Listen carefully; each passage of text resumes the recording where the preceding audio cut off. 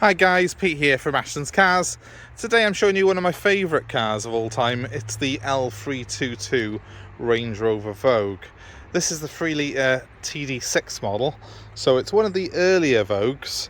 But what's nice about this particular car is it's only done around 90,000 miles from new, so very, very low mileage for its age. It's now, well, nearly 19 years old, this car is. As you can see, it doesn't look like your average 19-year-old car. It's in very good condition, and this model has aged particularly well, so it does look the part. It's finished in a nice metallic blue. It's got the slightly more modern alloys on it with the split spoke design, which look really good, and it's got a few extra bits of chrome that have been put on it over the years. The grille is clearly a non-standard grille. We've got the chrome gills on the side there, and the chrome air intake on the bonnet, as well as chrome mirrors, handles, and it's finished off with those rather nice chrome bars down the side bars on the car. Does look the part. It's in very, very good condition, but there are a couple of small blemishes that I will show you in a second. I'll just come around to the back of it here. Obviously it's got a tow bar on the rear. And one of the big advantages of an L322 Range Rover is it has got a colossal 3.5 ton towing capacity, which is one of the reasons these are so popular, and also the reason that I've previously run one of these cars myself for this business. So without further ado, let's show you a couple of little blemishes on the car first, and let me then show you some of the real things that I love and think are special on these particular model of Range Rover. So first of all, if you're buying one of these, the thing you need to look for is these rear arches. Okay, this area here can rust completely because the door has got a seal that actually, when it shuts, goes over the top of that. And that's great because it means you don't get any mud on your clothes when you're getting in and out. That's the idea of it.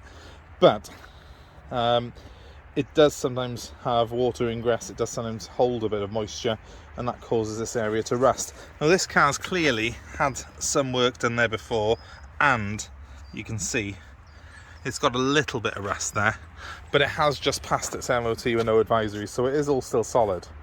But that's one of the areas, if that looks like it's, you can put your finger through it, you know, if it's not solid like that, walk away from it. Okay, on this particular car, I'll show you the other side quickly first before we do any more.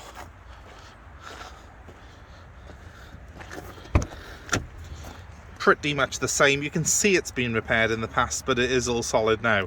So, you know, overall, that's pretty good for the age of the vehicle. But it's not perfect, you know, and we're not going to even pretend it is, because it is a, you know, it's a 19-year-old car, a 19-year-old Land Rover at that. There's obviously been a repair by here for some rust as well. Okay, again, it's solid, but it's patched over, or, you know, I don't know exactly what someone's done there, but it's not the greatest repair. Again, as you can see, as I stand back, you can't see it. Little bit of a mark by here on her. It's been caught by there. We will touch that in, but it's clearly, you know, something that won't be perfect on the car because we're not giving it a respray or anything.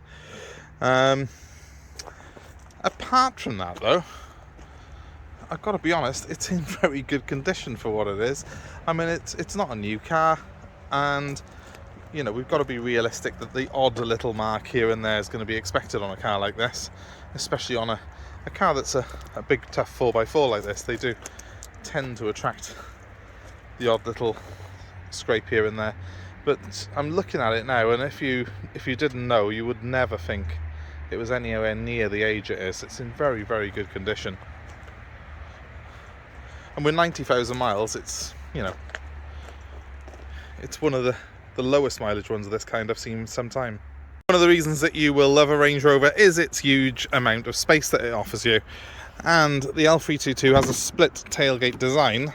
So this goes up, press a button by here, this drops down, and you have this massive space, complete with this really useful hard parcel shelf.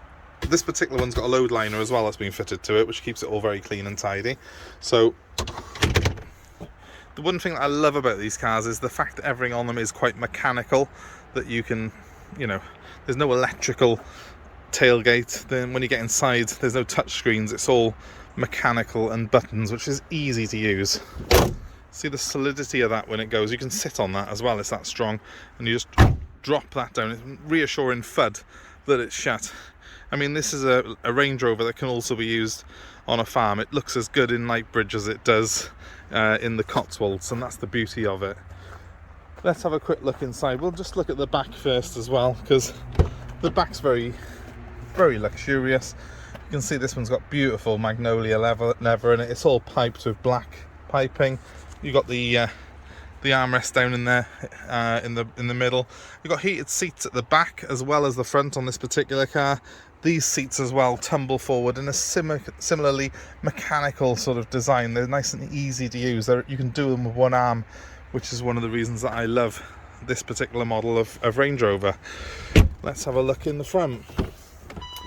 So there we have an annoying beep sound, but one of the most luxurious interiors of its time. When this came out in 2002, this really was an absolute masterpiece. I'm going to jump in because that really annoys me. That's just to say I got the key in the ignition though.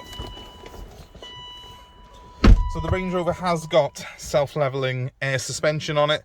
This one's all been checked and it's working. You control the ride height with this switch by here. You've got a conventional automatic gearbox then, and then you've got two more switches behind it, one of which is the descent control that holds the car at about 2 miles an hour if you're going down a very, very steep hill in the snow or the ice. It's particularly useful. And then we have also got the low ratio gearbox by here, which you just slide down, and that obviously gives you very, very good traction, but is not to be used on the road. It's just purely for very serious off-road work. I love the fact that this is one piece here that goes all the way down to the wood. It's a classy design, this interior is. It's I think it's aged very well. I think it's one of the best interiors still of any road car I've ever seen. You've even got another switch by here, again for the suspension, with the access height on it, which lowers the car right down on the deck for when you need to get in and out of it, just to make access that little bit easier. Let's start it up. This car has got the earlier version of Land Rover's navigation system, so obviously they did a few facelifts on the L322. Later ones have got the vents up on top here, and they've got more of a touchscreen system here. This is all done pretty much by the buttons on the side, so it's quite simple to use. Obviously it's a little bit dated by modern standards, but it does do the job. It's pretty functional. Heated seats again, as you've got in the rear, you'd expect to have them in the front, and you've got air conditioning as you'd expect, and a front and rear heated windscreen on this particular model. It's even got a heated steering wheel, which is quite luxurious. The seats are fully electric, they've got memory settings as well, and it surprisingly all works as it should. I mean, the car is really in fantastic condition. 92,900 miles are all that's showing on the clock on it, and as you can see on it, there are no warning lights up on it. I'll give it a very good rev. It sounds sweet as a nut, this car. I'm actually just going to access I'm going to go in the access mode a second, just lower the suspension very quickly for you, just to sort of show you that. So there we go, I think we're selected. Yep, we're in access mode. Let's get out of the car now. I'll leave it run in a second.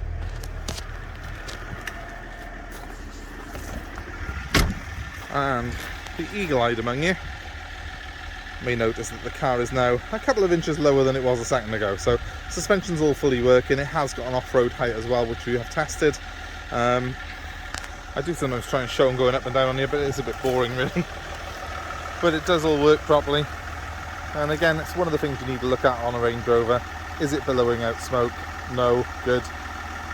Is it, has it got rust in the arches? Check that always. And also, please make sure that the suspension's working. And you'll have ones that have been converted to springs, but what's the bloody point in that? You may as well just buy yourself a Mitsubishi Shogun. But one of the beauties of the Range Rover is that it's got air suspension. It's got that extra degree of comfort over lesser 4x4s. So you, rather than have one that's been bodged with an aftermarket suspension kit, just buy one that's got fully working air suspension. You'll really enjoy it. It's a much better car. So this one's got a pretty new MOT on it. It's passed that with no advisories, and it's a bit of a star really for what it is. You don't see too many in this condition, and it sounds cliched, but it's true. So if it's of interest to you, please give me a call. My name's Pete, my number's 07932 873 646. We're happy to arrange delivery anywhere in the UK. We're happy to have your old car as part exchange. Please though, give us a like, give us a share, subscribe to our channel for more videos like this, more content, more buying advice, and we hope to see you very, very soon. That number one more time is 07932 873 646. Thanks very much for watching. I'm going to go off and enjoy this Range Rover.